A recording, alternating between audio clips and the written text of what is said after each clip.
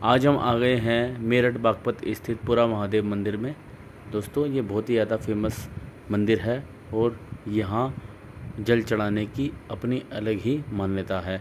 इसलिए दोस्तों यहाँ पर शिवरात्रि के समय पर बहुत ही ज़्यादा भीड़ देखने को मिलती है और बहुत दूर दूर से कावड़िए यहाँ पर जल चढ़ा के आते हैं।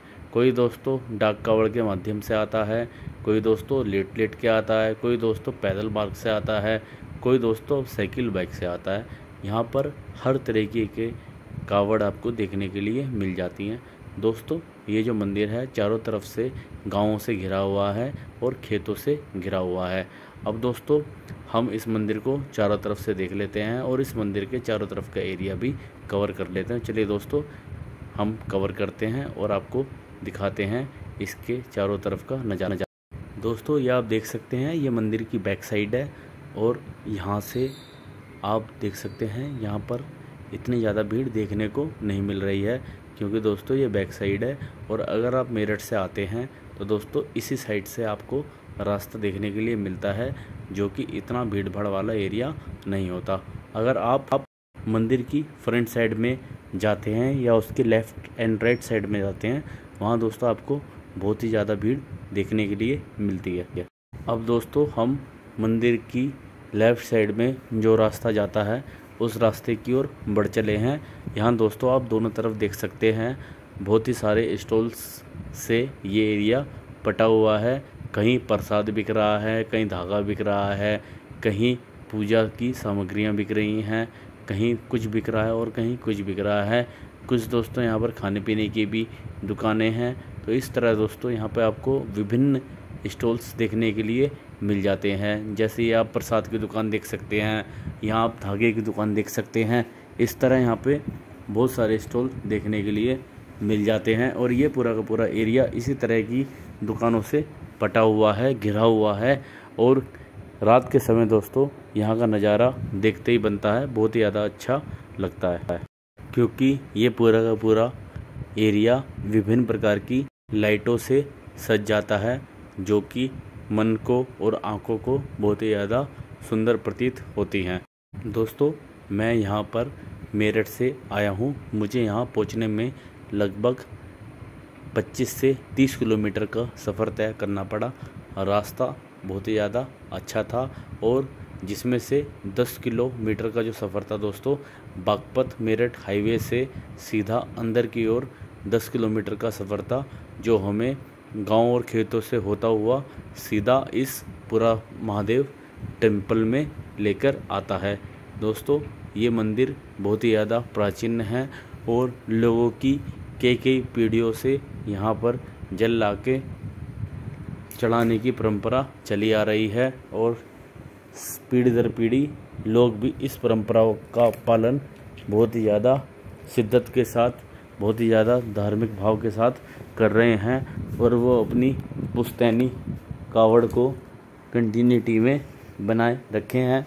वो तो दोस्तों बीच में कोविड आ गया था जिसकी वजह से 2 से 3 साल कावड़ नहीं हो पाई और यही वजह है कि इस बार हरिद्वार से लेके और जहाँ तक कावड़िए जाते हैं वहाँ दोस्तों बहुत ही ज़बरदस्त भीड़ देखने के लिए मिल रही है क्योंकि 2 साल 3 साल का गैप अगर किसी काम में हो जाए तो उसके बाद दोस्तों उस काम को करने में जोश खरोश बहुत ही ज़्यादा भयंकर तरीके से निकल के आता है। तो दोस्तों यही कारण था कि इस बार कावड़ियों की संख्या बहुत ही ज़्यादा बढ़ गई और दोस्तों बढ़नी तो है ही क्योंकि भोले बाबा अपने सभी भक्तों की हर मनोकामनाओं को पूर्ण करते हैं। उनके परिवार में किसी भी प्रकार का संकट नहीं आने देते हैं और उनके परिवारों का बहुत ही अच्छे से ख्याल भी रखते हैं। दोस्तों आप देख सकते हैं ये है पूरा महादेव मंदिर के आसपास का एरिया जो कि विभिन्न प्रकार की दुकानों से सज चुका है। यहाँ मेरे राइट में देख सकते हैं ये धर्मशालाएं हैं जहाँ पर कावड़ियों ने अपनी कावड़ और अपना सामान रखा हुआ है। इस प्रकार यहाँ पर कावड़ियों की ठहरने की बहुत ही अच्छी सुविधाएं प्रदान की गई हैं और किसी भी तरह का कोई भी कॉम्प्रोमाइज़ नहीं किया गया है। कावड़ियों को सुरक्षा व व्यवस्थाएं देने में। साथ ही दोस्तों यहाँ पर साफ़ सफाई का भी विशेष तौर पे ध्यान रखा गया है। पूरा एरिया बिल्कुल साफ़ सुथरा है, किसी भी तरह का कोई भी गंद यहाँ पर देखने को नहीं मिलता। और इस एरिए की निगरानी ड्रोन के माध्यम से, सीसीटीवी के माध्यम से की जा रही है। इसलिए किसी भी तरीके की कोई भी अप्रिय घटना की होने की उम्मीद नहीं है, क्योंकि ये जो तीसरी आंख होती है इसका डर इतना भयंकर है कि चोर को भी पता है और छेड़छाड़ करने वाले को भी पता है कि अगर उसने किसी भी तरह की कोई भी हरकत करी तो तुरंत वो कैद हो जाएगा।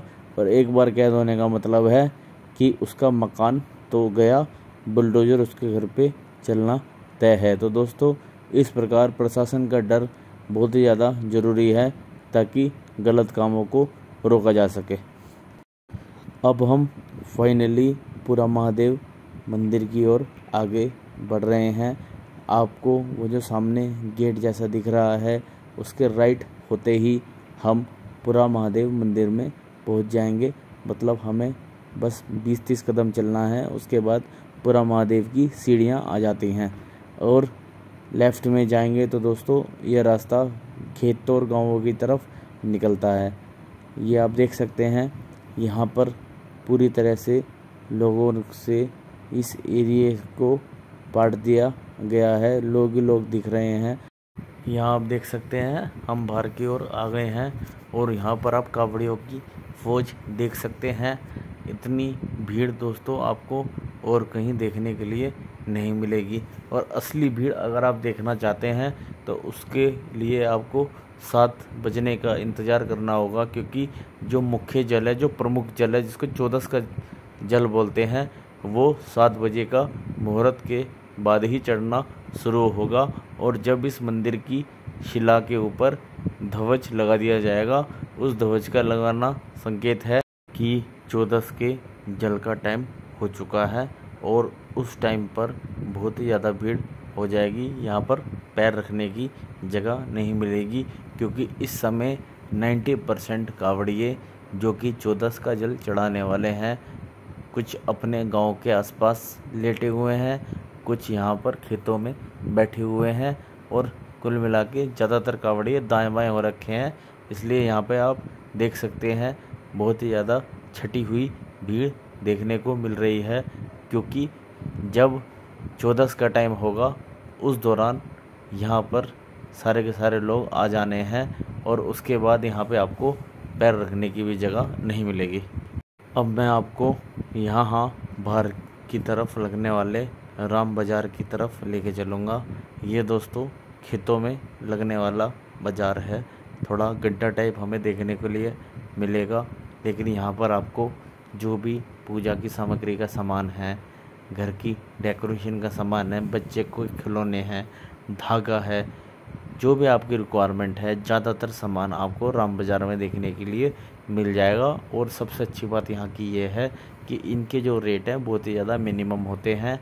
इसलिए ज़्यादातर लोग कुछ भी शॉपिंग करने के लिए आते हैं मेले के दौरान, वो यहीं पर आना पसंद करते हैं, क्योंकि रेट एक तो बहुत ही ज़्यादा कम है।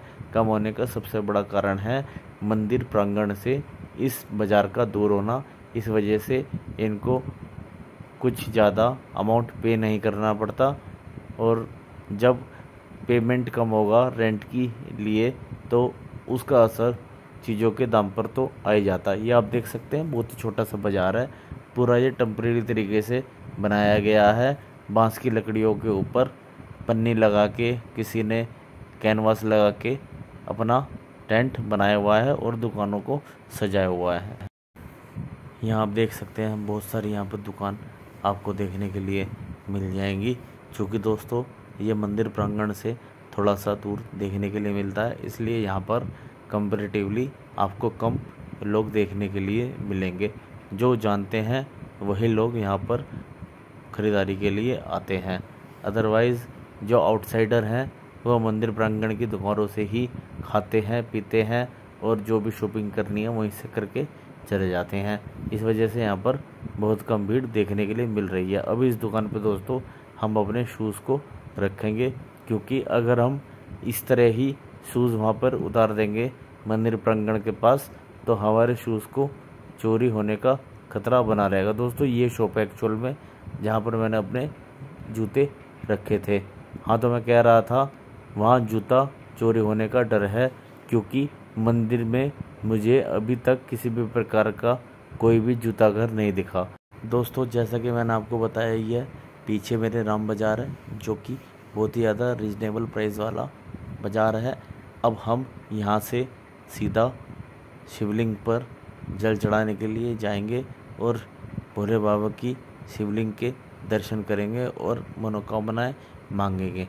तो चलिए दोस्तों, अब मंदिर की ओर चलते हैं और उस एरिया को जहाँ तक पॉसिबल होगा मैं रिकॉर्ड करने की कोशिश करूँगा। तो चलिए दोस्तों, ये आप देख सकते हैं, अब हम राम बाज़ार से सीधा मंदिर के प्रांगण की ओर जा रहे हैं।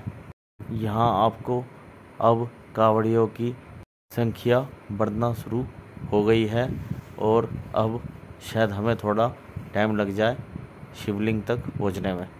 यहाँ आप देख सकते हैं कावड़ियों ने किस प्रकार बल्लियों के ऊपर अपनी कावड़ को रखा हुआ है, क्योंकि जल चढ़ाने के लिए केवल कावड़िए अपना जल ही लेके जाते हैं, किसी लोटे में भरकर या किसी बोतल में भरकर, जैसी उनकी सहूलियत हो।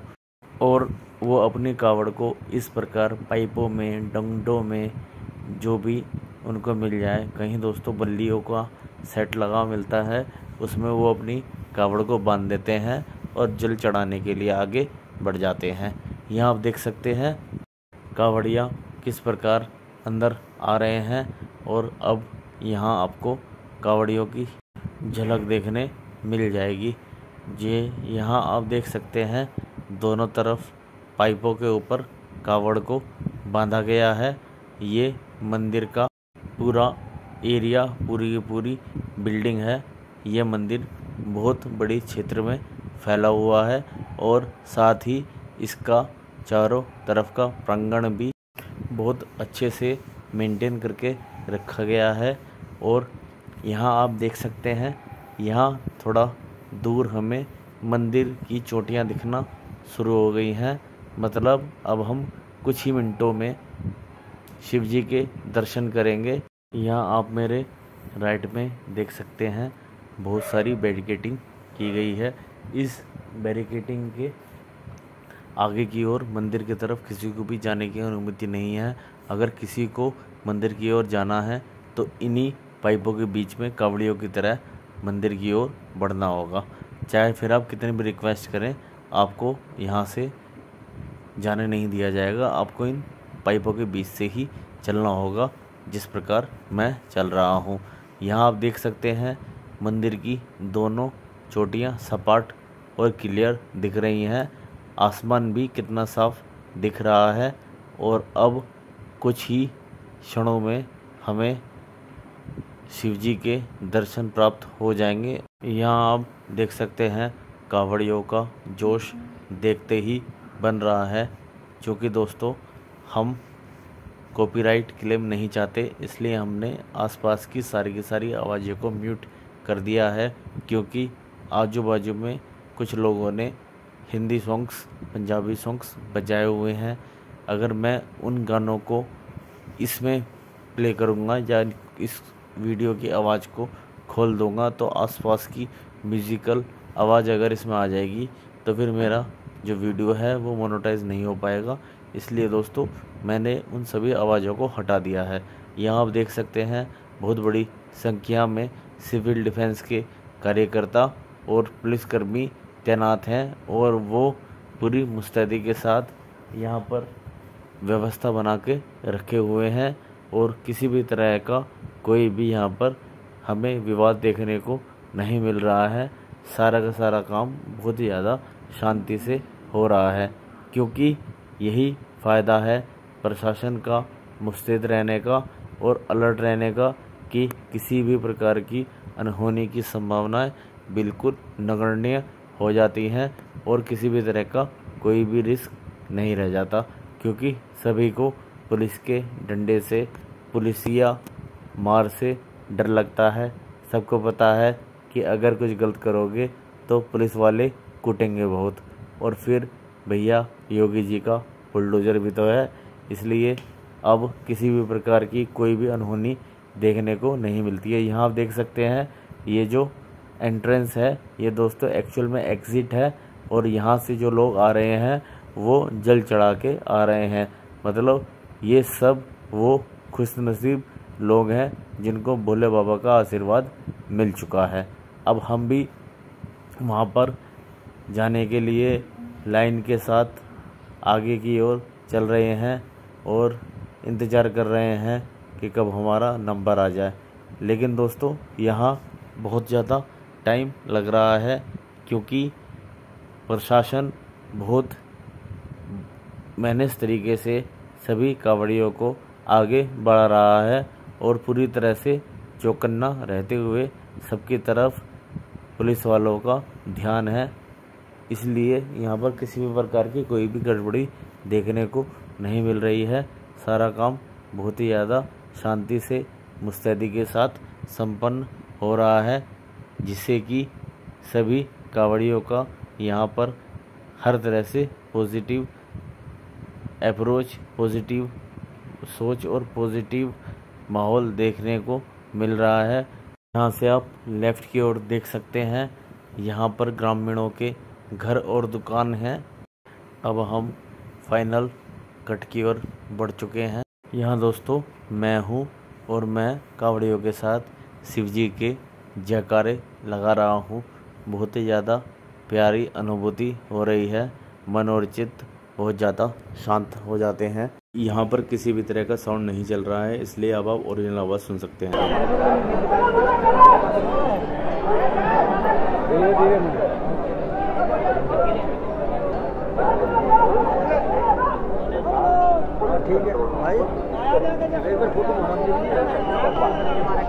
भोले डकौड़ वाले हैं जो भागते हुए जा रहे हैं।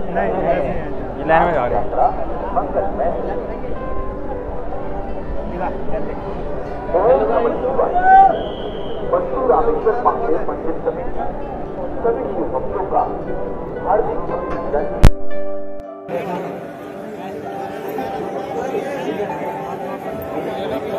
यहाँ से और आगे तीन क्या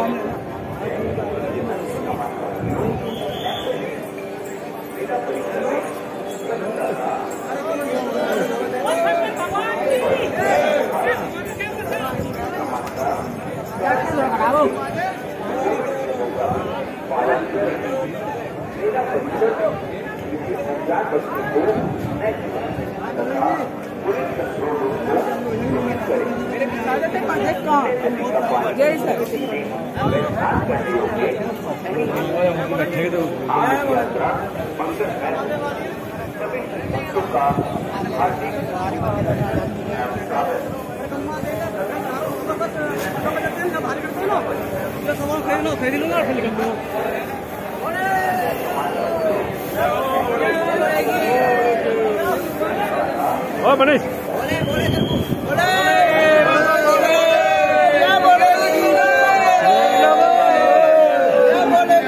जयकारा वीर बजरंगे, जयकारा वीर बजरंगे।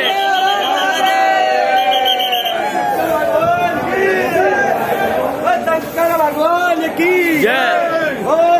बम बम बम बम बम बम बम बम जय।